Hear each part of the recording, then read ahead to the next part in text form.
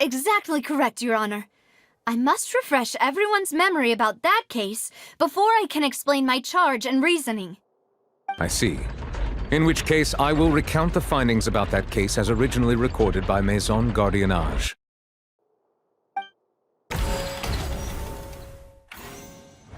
On the day of the murder, Spina di Rosula hosted a large banquet in a countryside estate owned by the Confrérie of Cabrières.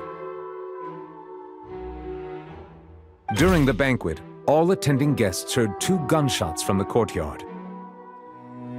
When the guests arrived at the scene, they found the primary suspect, Callas, holding a gun, while his acquaintance Jacques lay dead from a gunshot wound.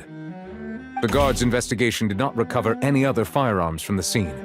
As a result, they concluded that the suspect's first shot must have missed, while the second must have taken Jacques' life.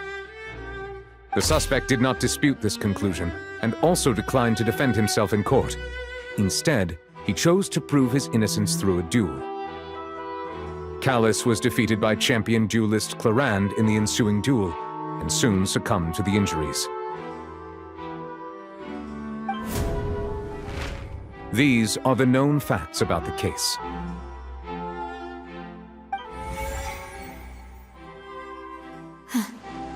The one with the motive to kill was Jacques, not my father.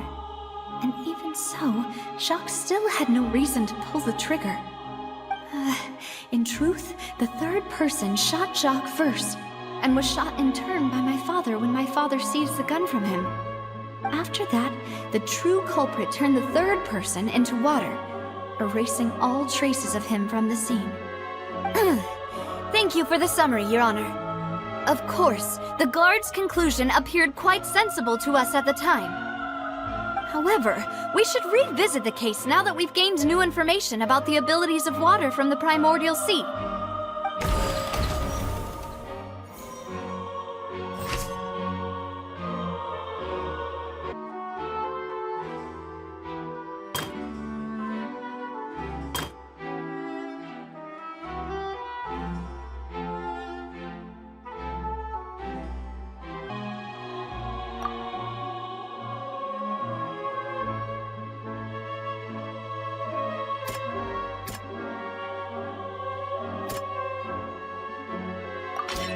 This assassin first shot Jacques, then turned to shoot Callas, only for Callas to wrestle the gun from him and kill him instead.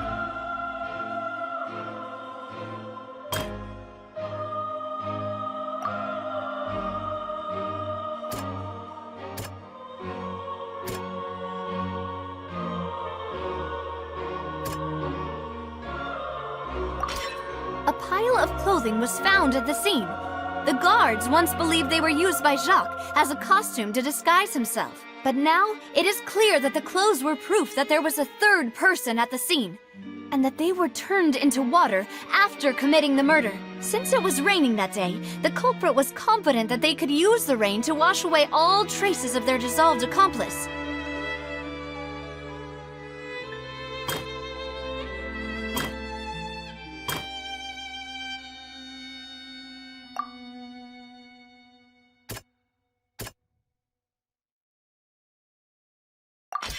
The testimony of the victim's family confirms that Jacques had thoughts of assassinating Callas when he set out for the banquet. However, in the end he reconsidered, and instead shared everything with Callas, hoping to seek the latter's protection.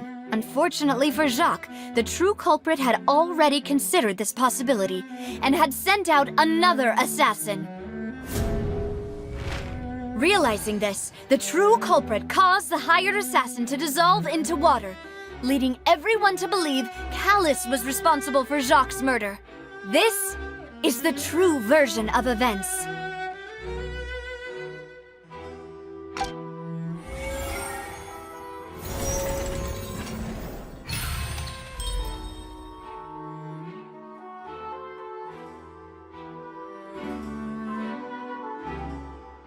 So that's what happened.